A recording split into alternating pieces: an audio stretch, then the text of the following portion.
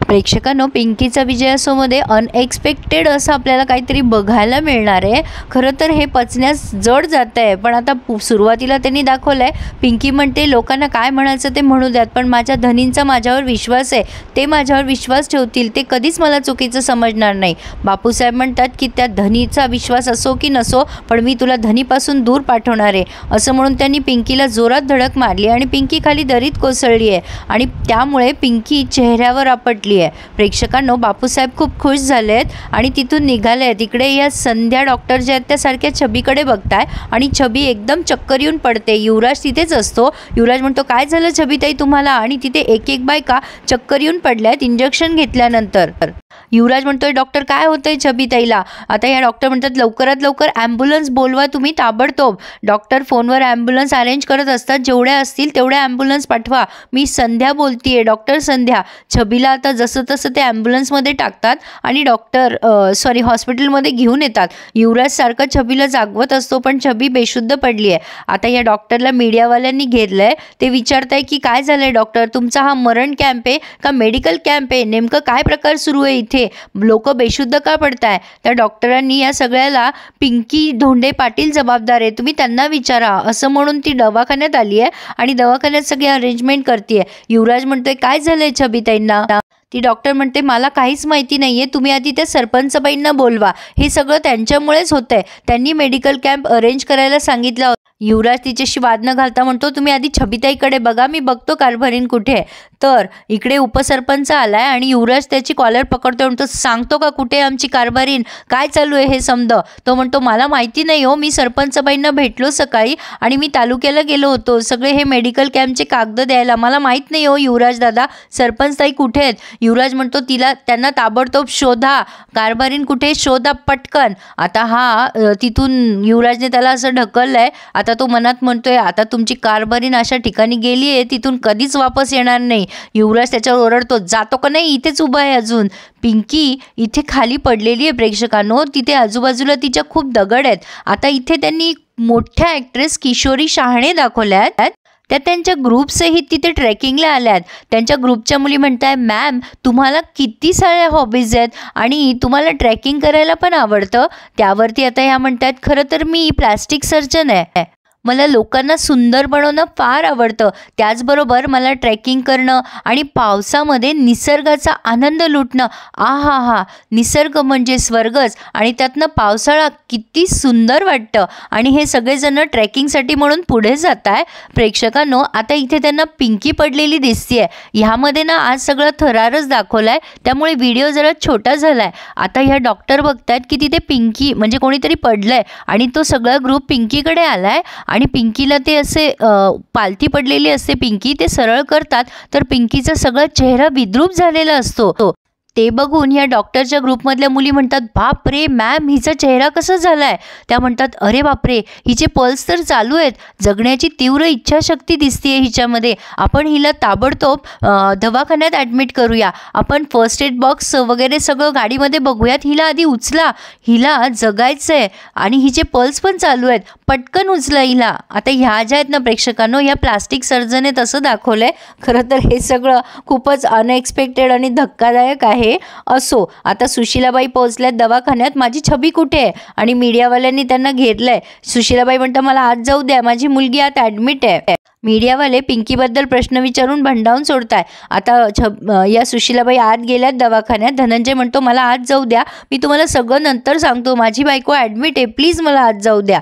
म्हणतात ना प्रेक्षकांनो, जैसे ज्याचे कर्म तैसे फळ देतो ईश्वर, हे बापूसाहेब मगाशीच म्हटले होते मागे. तर हे सगळं आता बापूसाहेबांवर उलटणार आहे. बापूसाहेब तिथे येतात आणि म्हणतात हे काय चाललंय, छबीला का आणलं दवाखान्यात, मगासपासून फोन करतोय तुम्ही, कोणी फोन उचलत नाहीये. सुशीलाबाई सांगतात त्या कॅम्पमध्ये का कुठे गेली ती आणि औषधं घेऊन बेशुद्ध पडली, मरणाच्या दारात गेली हो आपली पोरगी. आता बापूसाहेबांना प्रेक्षकांनो पिंकीचे वाक्य आठवतात. पिंकी म्हणत असते ना मरताना की मला त्या कॅम्पमध्ये जाऊ द्या बापूसाहेब, नाहीतर लोकांचे बळी जातील. बापूसाहेब म्हणतात की जाऊ दे, ज्यांचे बळी जायचे त्यांचे जाऊ दे, तुला मरायचं तर आहुती तर द्यावंच लागेल ना. आता त्यांना कळतंय की त्यांचंच त्यांच्यावर उलटलंय आणि ते मोठ्याने बोलतात जाता जाता पण घात करून गेली ही. युवराज म्हणतो काय म्हणले तुम्ही, तुम्हाला माहिती आहे का सरपंच बाई कुठे गेली आहे ते. बापूसाहेब म्हणतात मला काय माहिती कुठे गेली आहे, हे सगळं एवढं मोठं तिने कांड करून ठेवलंय आणि पळून गेली आहे, पळपुटी कुठली. तुला खूप विश्वास होता ना तुझ्या बायकोवर, माझी बायको अशी नाहीये तशी नाहीये, बघ किती मोठं काम केलंय तिने, हे काही गरज होती का तिला या कॅम्प वगैरे करायची, आणि आता लोकांना मरणाच्या दारात टाकून पळून गेली आहे तुझी बायको. युवराज एक नंबरची गुन्हेगार आहे ती, तुला पण मामा बनवलंय तिने, तुला खूप विश्वास होता ना तिच्यावर, पण बघ कशी आहे ती. आता इथे ना प्रेक्षकांनो पिंकीला पण त्याच दवाखान्यात ॲडमिट केलंय या डॉक्टरांनी, आणि त्या मुलींना म्हणताय मुलींनो तुम्ही घरी जा, मी इथे थांबते. आता त्यांना टेन्शनच आलंय की हे नेमकं काय प्रकरण असेल. युवराज म्हणतो बापूसाहेब काही पण बोलू नका माझ्या कारभारणीबद्दल, त्या अशा कधीच करणार नाहीत, आम्हाला पूर्ण विश्वास आहे त्यांच्यावर, त्या नक्की कुठल्या तरी अडचणीत असणार आहे, त्याच्यामुळे त्यांना इथे येता येत नाहीये, तुम्ही काही आरोप लावण्यापूर्वी विचार करा. सुशीलाबाई म्हणतात विचार काय करायचा आहे, त्यात तिनेच हे सगळं घडवून आणलं. बापूसाहेब म्हणतात काय विचार करतोयस तू आता. आता हे युवराजनं विचार करतोय की सकाळी आम्हाला जे स्वप्न पडलं ते असं का पडलं असेल. कारभारीन आमच्यासोबत डेटवर येणार होत्या आज, पण त्या कुठे गायब झाल्यात. कारभारीन तुम्ही कुठे गेल्यात, तुम्ही खरंच कुठल्या अडचणीत तर सापडलात नाहीत ना. युवराजला कळतंय, पण युवराजला काय माहीत पिंकीवर किती मोठं संकट ओढवलंय. ही सगळी चूक पिंकीचीच आहे. पिंकीने जर सुरुवातीला बापूसाहेबांना पाठीशी घातलं नसतं तर आज पिंकीचा घात झालाच नसता. बापूसाहेब म्हणताय काय विचार करतो आता, अरे तुझी बायको गुन्हेगार आहे, एक नंबरची पळपुटी सरपंच आहे ती, तिच्यामुळेच हे समज घडलेलं आहे. पण युवराज मात्र ठाम विश्वास घेऊन सांगतोय माझी बायको अशी नाही आहे, त्यांनी हे जे काही केलं आहे ते केलेलंच नाही आहे, हे सगळं कोणीतरी घडवून आणलेलं आहे. आता या सुशीलाबाई म्हणतात अजूनही तुला विश्वास आहे तिच्यावर, तुला कायम सांगत आलो होतो आम्ही तिच्यावर विश्वास ठेवू नको. आता बघ आपल्या समद्याच्या तोंडाला काळं फासून निघून गेली आहे तुझी बायको, गुन्हेगार आहे ती, गुन्हेगार, सरपंच बाई गुन्हेगार.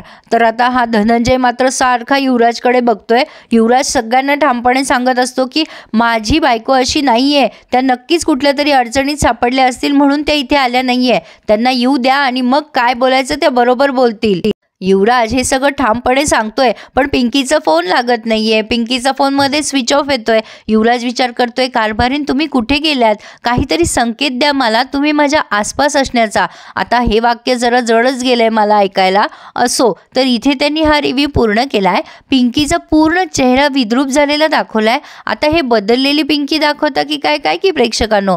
असो इथे त्यांनी हा रिव्ह्यू पूर्ण केलाय. पुढे आपण बघतोय सुशीलाबाई म्हणते आता मी तिला गुन्हेगार सिद्ध करणारच, सगळ्यांसमोर सांगणार की हे सगळं तिनेच केलंय. पिंकीची इथे ट्रीटमेंट सुरू आहे. त्या डॉक्टर म्हणतात की हिच्यामध्ये ना जगण्याची जबरदस्त इच्छाशक्ती आहे, काहीतरी आहे जे हिला सांगायचंय, त्यामुळे राहून राहून ही शुद्धीवर येते. मी ह्या मुलीला उभं करणार आणि मी हिची ट्रीटमेंट करणार. आता बहुधा तरी ह्या पिंकीला शहरात घेऊन जातील असं काहीतरी दाखवत आहे, आणि पिंकी हे सगळं त्या मॅडमला शेअर करेल. आता हे सगळं पुढचं ट्विस्ट आहे प्रेक्षकांनो. पण या डॉक्टरांनी मात्र पिंकीला गुन्हेगार म्हणून सगळ्यांसमोर सिद्ध केलंय. पिंकी युवराज आता पुन्हा कसे भेटतील, पुन्हा जे पिंकीचं पात्र येईल ते कोण मुलगी साकारेल, हे सगळे प्रश्न अनुत्तरित आहेत. पण त्यासाठी आपल्या चॅनलला सबस्क्राईब करायला विसरू नका. पिंकीचा विजय असो या मालिकेचा डेली रिव्ह्यू मी अनघा माझी आवडती सिरियल या चॅनलवर नक्की बघा. धन्यवाद.